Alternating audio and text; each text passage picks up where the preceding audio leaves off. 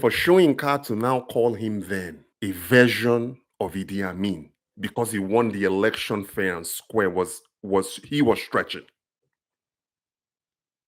And all of this information wasn't even really, I wasn't aware of it. Because at that time in 2026, in 2016, I wasn't really paying attention to Nigeria like that. I didn't start reintegrating myself into Nigeria until 2020. So I was unaware of what he had said. All of this is just now coming out as a result of this visa ban.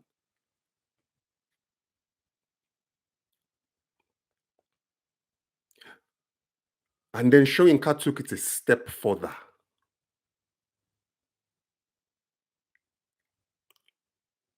He took his US green card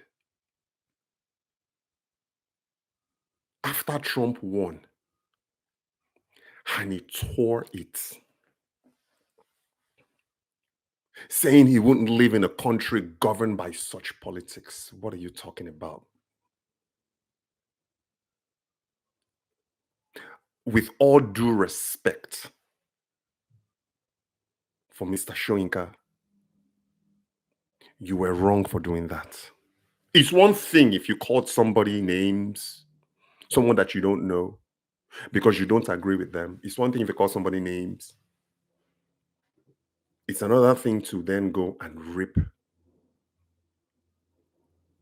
your US green card that you legally earned. A document that allows you to live in the United States as a legal resident. You took it and you ripped it. With all due respect, you were wrong.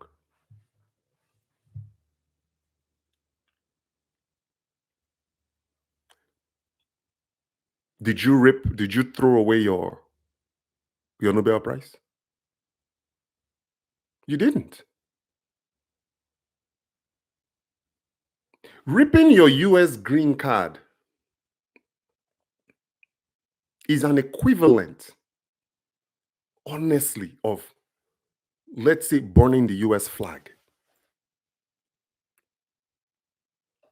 It's disrespectful and distasteful.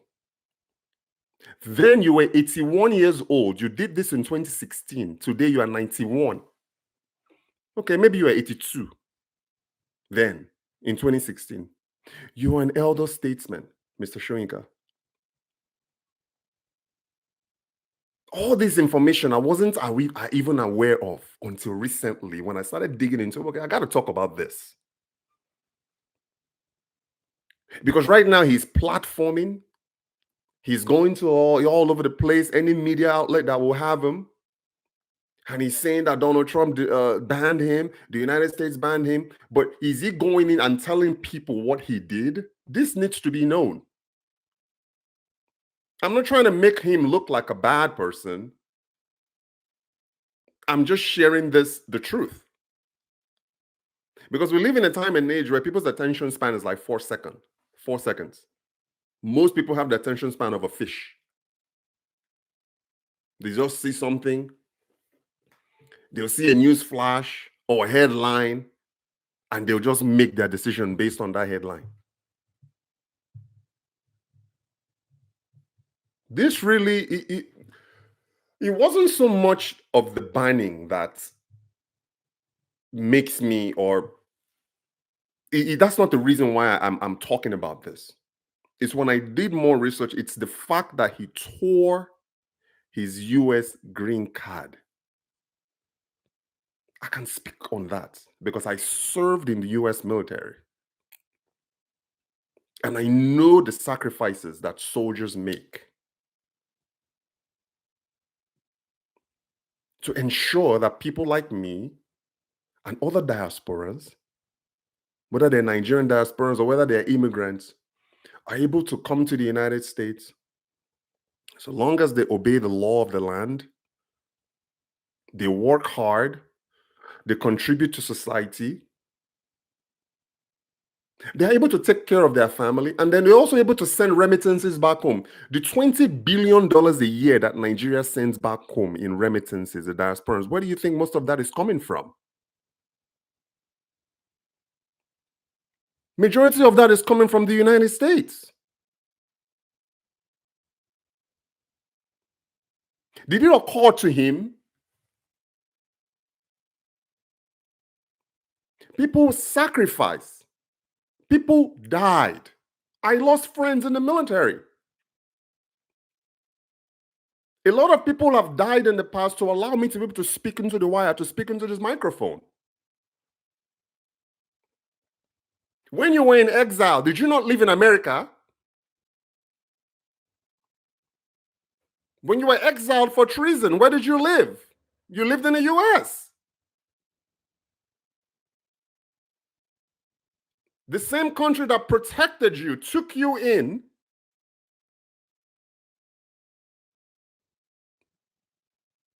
gave you residency, gave you that green card,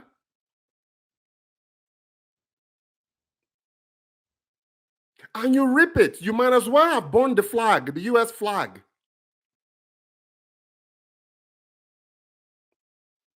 You may as well have thrown the US flag on the ground and trampled on it.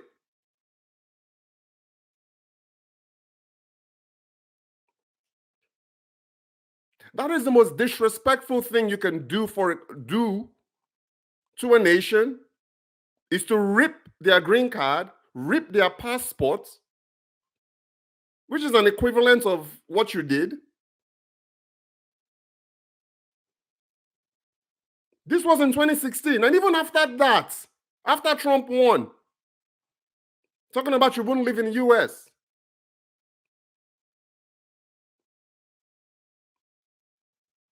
And then later on, they kind of gave you a slap on the wrist. Then they brought you in to re-interview 2025. This was after Trump has won. 2025, they brought you in to re-interview and you refused.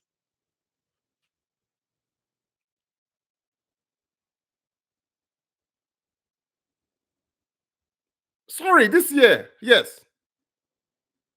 After Trump has won, they brought you in, they tried to get you in to interview for to get a green card or to get you access to the US.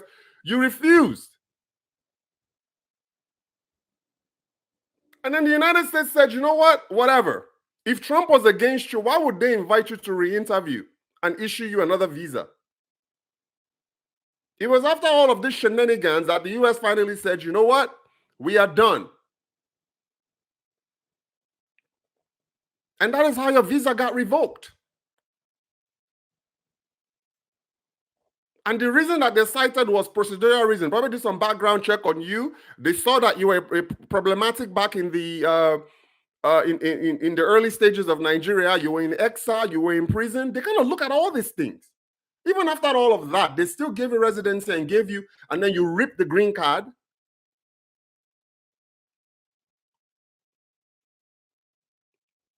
And now you're saying that it's politically motivated. How is it politically motivated?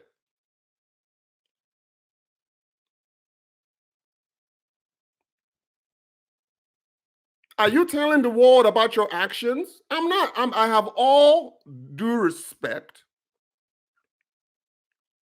for Wole Soyinka. But it just seems like lately, he's in the news for the wrong reasons.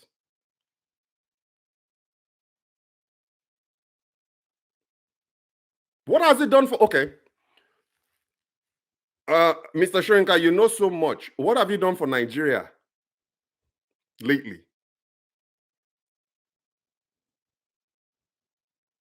I don't know of any programs. You won the Nobel Prize for Literature. What have you done for Nigeria since?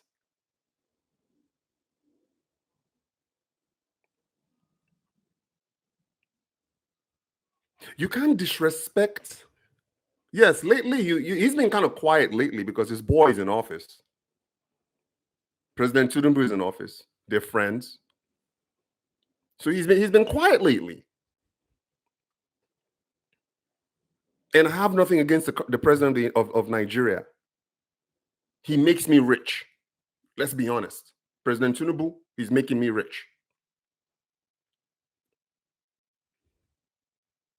His reforms, President Tinubu's reforms are pro-diaspora. What I'm able to do now, and what most diasporans are able to do today, they could not have done during the Buhari era, when the exchange rate was what? $1 to 300 naira. They couldn't do it. So as a result of President Tinubu's reforms, a lot of Nigerians, those who are brave, who are not afraid to go home because they are afraid of this or afraid of that, they are making it in Nigeria. And I'm one of those. As a result of President Tinubu's reforms. So I'm a beneficiary of his reforms. And yes, they are friends. But Soyinka has been quiet a lot lately.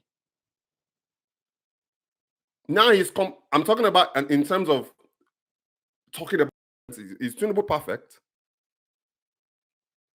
You see, it's okay for you to be quiet when your friends are in office. Shouldn't Donald Trump get that same benefit? Who won the election fair and square? Why does everything have to be motivationally, politically motivated?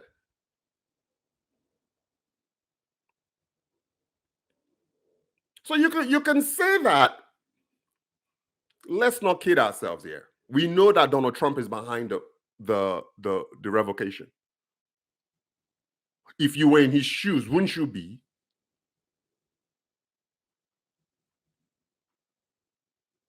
So if it's not a big deal, you already said that you don't want to live in a country that's governed by such politics. Is it not the same country that invited you to come to the US?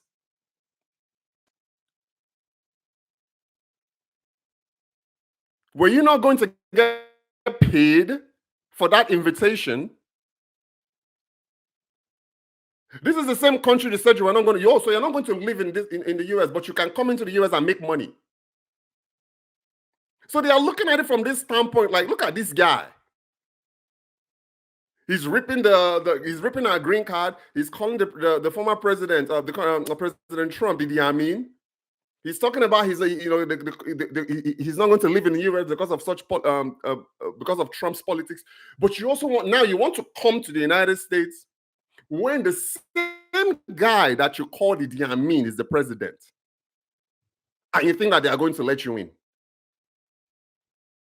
Donald Trump is not is a dictator. He's an elected president of the United States today, and he was an elected president of the United States in 2016.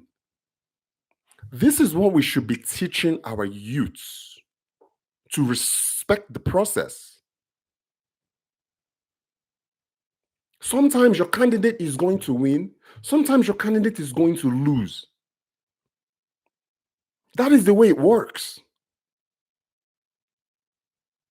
On that political ballot, there are only two names. There are only two people, maybe three people vying for the presidency. And you cannot choose them all. You can only choose one. And there are only two outcomes. You win or you lose. I can understand if this was a coup d'etat or a military takeover.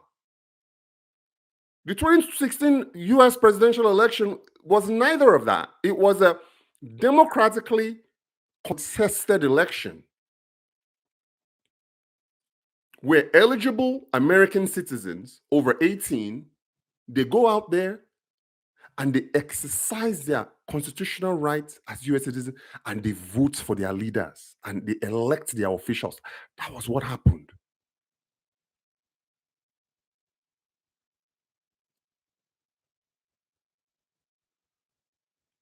You can't sit here, Mr. Soyinka, and try to destroy the outcome of a democratically contested election. Whether it's a US election or any other election, you can't do that. And you take your L's and your W's, your loss and wins. I don't see you. You're not complaining. You're not saying anything now because Tinubu is president. You're not. Because it's your guy. But if somebody else were to win, that's not your guy, I'm sure you'd be all over the place saying this and that. So if you didn't value living in the US, you said you weren't going to live here anymore. You didn't value your green card. Then why did you accept the invitation to come to the same country that you don't value and expect to get in?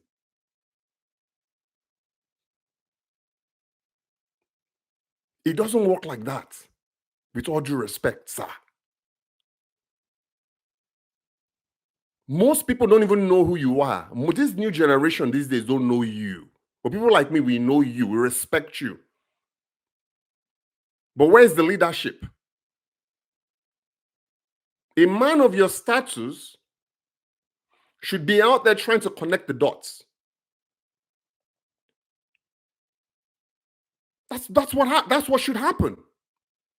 You should be using these platforms. Now, had you not torn up your credit card, sorry, not your credit card, had you not torn up your green card or compared Donald Trump to Idi Amin back then, because nobody thought he was going to come back and win again. Nobody thought that.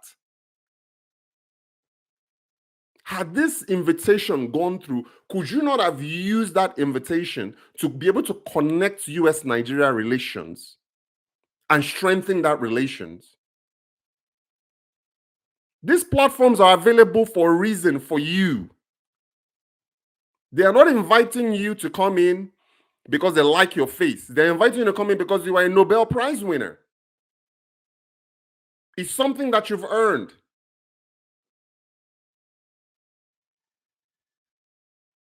You had a great, I mean, listen, they revoked your visa. I'm pretty sure your green card has expired. I don't know what the status is with your green card. But you are not a United States citizen. So yes, you're going to need a green card and a visa with a Nigerian passport to be able to enter the US. Put it this way, you are not entering the US anytime soon, Mr. Soyinka. At least not when President Trump is the sitting president. You are not entering. You are done. And that puts you at 95. So 3 years from now, 4 years, put you at 95. Is this how you want to go out?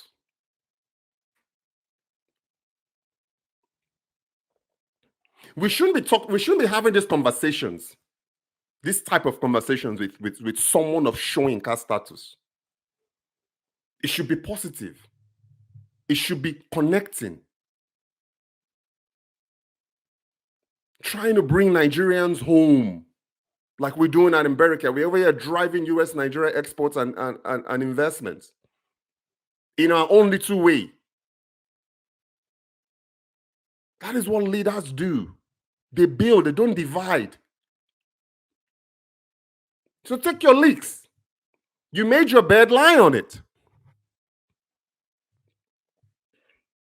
But as you continue to go on these platforms talking about blaming the US, calling the US Donald Trump, stop it. He's our president, whether we like him or not. Donald Trump is the president of the United States. Just like President Bola Tinubu is president of Nigeria, whether I like him or not, he's my president. I'm talking about Tinubu. Same thing, whether I like him or not. Donald Trump is my president. I just have to respect. You may not respect the man, but respect the presidency. That is what you should have done in 1996. Yes, I don't like his politics. Listen, name one president out there that has 100% approval. They don't exist.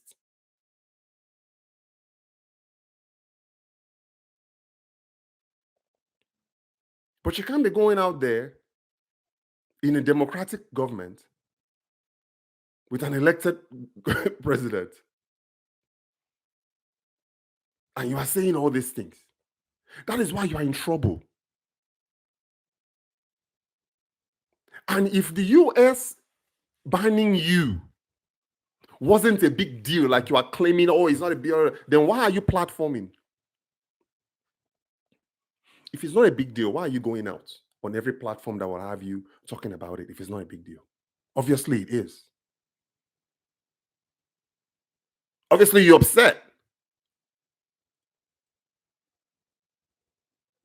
And it's too late for you now because you can't apologize. So you're just going to have to wait this one out. And maybe the next one, just hope that the next one is not a pro-Trump president. You may never see the US again, Mr. Soyinka.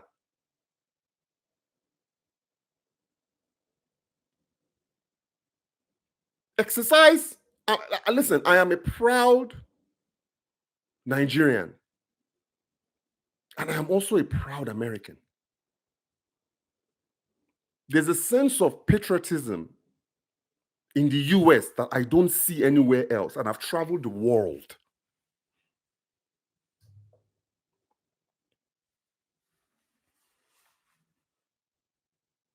How many times have you walked down a Nigerian house and seen Nigerian flags on display?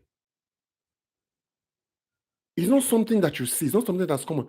The United States, there's a sense of patriotism here. Where people are happy to put the US flag. I'm looking at one right now. My neighbor next door has a US flag out in the front of his yard. I'm looking at it right now. I don't have one in front of my house. I don't need to display. I've already served. I serve every single day in one way or another to show how fortunate I am to be in this country.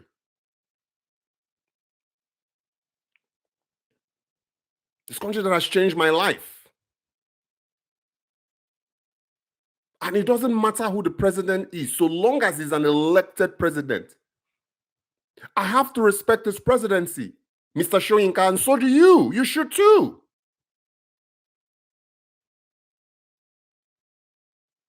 Yes, you don't like him, but going as far as calling him Idi Amin was too much. Nobody forgets.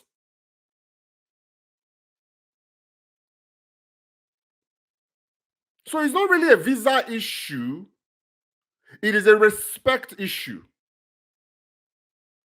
Because he's looking at you. I'm talking about Trump. I'm not in his mind, but I can probably tell you what he's thinking. You called him Idi Amin, meaning you don't respect him. You tore up your green card, meaning you don't respect his country.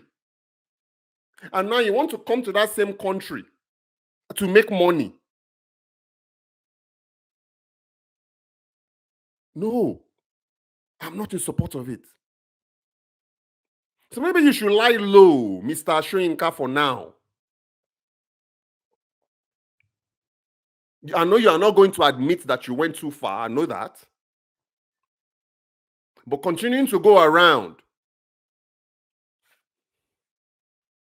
talking about is politically motivated, I think that is the wrong narrative. You know that's not true. Whether we like it or not, guys, it is our responsibility to build up the next generation of Nigerians because they're looking up to us. Words mean something. Words are powerful. We got to teach our youths cause and effect. There's a consequences for everything that you do and everything that you say.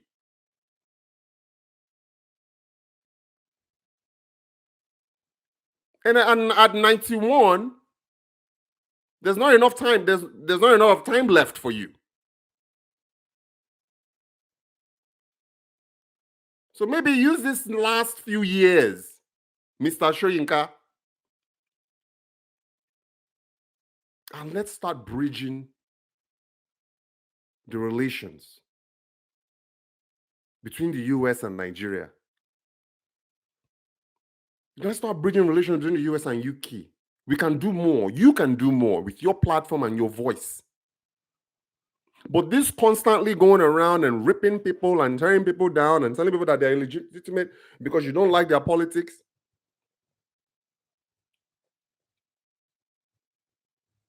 is not going to help us get any closer. So anyway, that is my perspective on the matter. I don't think he's going to get his green card back. I don't think he's going to get a visa to the US, at least not with Donald Trump as president. So it is what it is. You represented us in the 80s. You continue to represent us a little bit in your own way, even though now it's like your activism. Me, I don't understand them. Some of them don't make sense to me.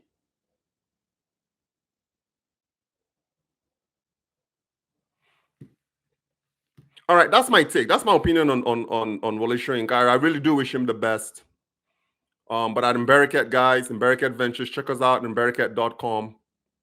We are a trusted name driving US, Nigeria exports and investments.